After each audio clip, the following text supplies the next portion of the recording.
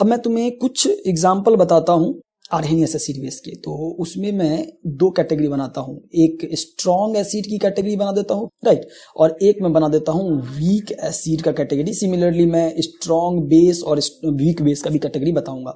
तो इसके अंदर स्ट्रॉन्ग एसिड के अंदर जनरली इनऑर्गेनिक एसिड आता है, generally, not all inorganic acid, जैसे HCl हो गया, या तुम्हारा HBr हो गया, या तुम्हारा HI हो गया, या तुम्हारा HNO3 हो गया, बहुत इंपॉर्टेंट कंपाउंड है यार HNO3। फिर तुम्हारा जैसे मान लो HClO3 हो गया, या तुम्हारा HClO4 हो गया, या तुम्हारा H2SO4 हो गया, या इसके बारे में तो सब लोग जानते होंगे यार। दो एसिड है जो बड़ा पॉपुलर होता है बच्चों के बीच, एक तो HCl और दूसरा H2SO4। कई बार ये पॉपुलरिटी, इसकी भी पॉपुलरिटी मैंने देखा है कि लोग इसके बारे में भी जानते हैं। तो ये सारे लोग जो इनऑर्गेनिक एसिड है, not all inorganic acid is strong, but ये जो लोग यहाँ पे लिखा गया है, ये लोग हमारे इनऑर्गेनिक के अंदर, हमारे फिजिकल केमिस्ट्री के अंदर, ये इन लोगों को स्ट्रॉन्ग एसिड माना जाता है, राइट। अब हम आते हैं वीक। तो क्या इसके अलावा और कोई स्ट्रॉन्ग एसिड एग्जिस्ट नहीं करता?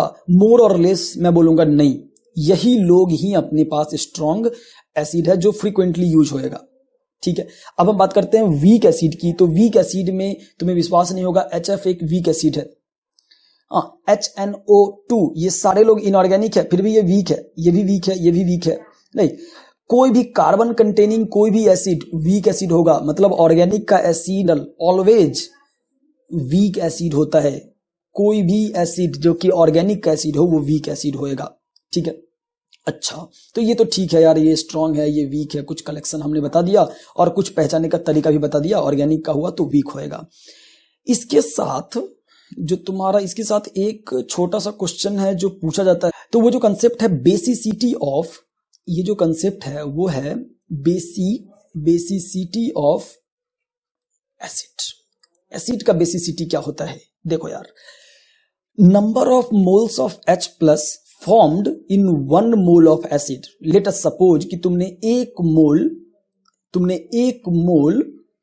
HCl का लिया है, ठीक है। तो इसमें कितना मोल ये H प्लस दे देगा एक्वस सोल्यूशन के अंदर में, ऑब्वियसली इसको हम बोलते हैं तुम इसका बेसिसिटी, राइट। इस एसिड का बेसिसिटी क्या होगा, इतना हो जाएगा। तो अगर 1 मोल HCl 1 मोल H प्लस देता है तो हम बोलते हैं कि इसका बेसिसिटी 1 है, ओके।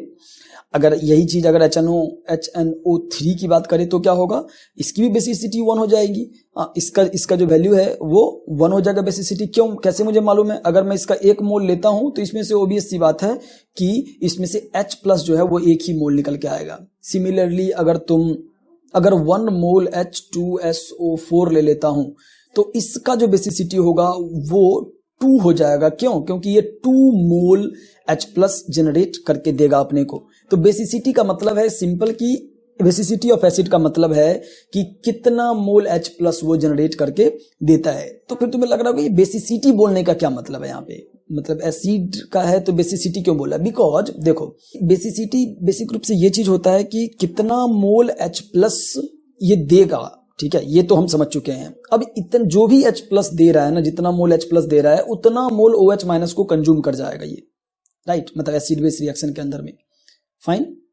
तो बेसिसिटी डिफाइन होता है कि H प्लस दे रहा है इतना, और ये H प्लस इतना मोल आया, इसका क्या रेलिवेंस है? इसका रेलिवेंस ये है कि 1 मोल अगर ये, इसका बेसिसिटी अगर 1 है, इसका मतलब है कि इसका 1 मोल NaOH माइनस का, मतलब NaOH का 1 मोल को पूरा कंज्यूम कर जाएगा। इसका मतलब ये होता है बेसिसिटी, इसीलिए बोलते हैं कितने मोल्स ऑफ बेस को वो कंज्यूम कर जाएगा। अच्छा, अगर तुम्हारा बेसिसिटी 1 है, तो हम बोल देते हैं कि तुम मोनोबेसिक एसिड हो। तुम क्या हो? मोनोबेसिक। अच्छा, तो क्या अगर बेसिसिटी 2 होगा तो हम डाई बोल देंगे? बोल दोगे तुम डाई बेसिक हो गए तुम, डाई बेसिक एसिड हो गए तुम, डाई बेसिक, मोनोबेसिक एसिड और तुम डाई बेसिक एसिड हो गए। तो ये होता है बेसिक रूप से बेसिसिटी का फंडा, कि जितना मोल H प्लस दे देगा उतना मोल OH माइनस को ये कंज्यूम करेगा, और इसीलिए जितना मोल H प्लस दिया है उसी को हम बोल देते हैं उसकी बेसिसिटी।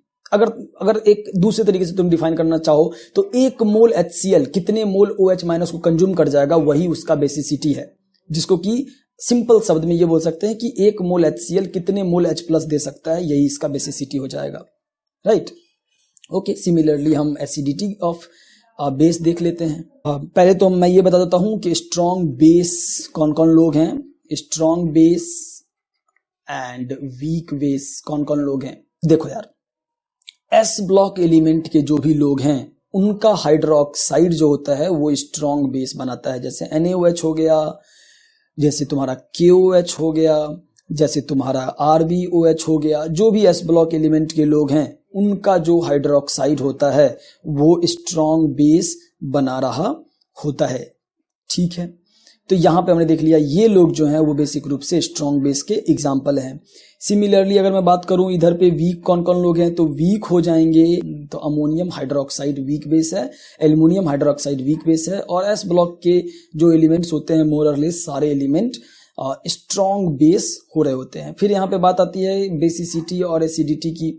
तो basicity acidity of A base, यहाँ पे जो बात आएगा वो आएगा एसिडिटी ऑफ बेस। एक बेस की एसिडिटी क्या होगा, एक मोल अगर तुम वो बेस लेते हो, अगर तुम एक मोल NaOH लेते हो, ठीक है, तो वो कितना मोल OH माइनस देगा वही उसका एसिडिटी हो जाएगा। दूसरे शब्द में अगर मैं बोलूं तो एक मोल NaOH कितने मोल HCl को, मतलब कितने मोल स्ट्रॉन्ग एसिड को HCl को कंज्यूम कर जाएगा। तो अगर एक मोल OH देता है तो ये एक मोल OH जो है फर्दर तुम्हारा एक मोल H+ को कंज्यूम कर जाएगा।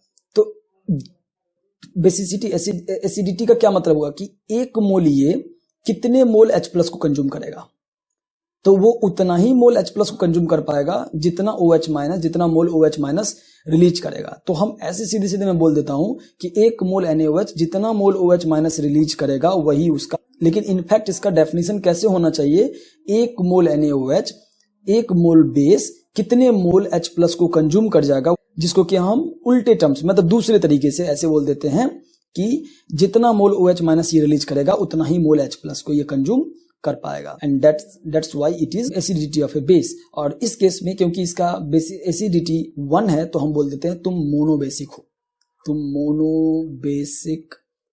मोनो एसिडिक बेस, तुम मोनो एसिडिक बेस हो। ठीक है, मोनो मतलब 1, एसिडिक का मतलब एक एसिड को कंज्यूम करने वाले बेस, मतलब एक मोल एसिड को कंज्यूम कर लेगा। सिमिलरली अगर तुम्हारे पास में CaOH होल ट्वाइस बता दूं तो ये डाई हो जाएगा, डाई एसिडिक बेस हो जाएगा। तो ये क्या होगा, ये एक मोल CaOH 2 मोल OH माइनस को रिलीज करेगा और 2 मोल OH माइनस 2 मोल H+ के साथ रिएक्ट कर लेगा। और फिर हम बोलेंगे कि, तो दूसरे शब्द में हम क्या बोल सकते हैं कि एक मोल CaOH होल ट्वाइस 2 मोल H+ को कंज्यूम करता है एंड हेंस इसकी एसिडिटी कितना है, 2 है, राइट। या फिर डायरेक्टली भी बोल सकते हैं जितना मोल OH रिलीज किया उतना हो जाएगा इसका एसिडिटी। अपन देखते हैं बाकी ionization of arsenious acid in the next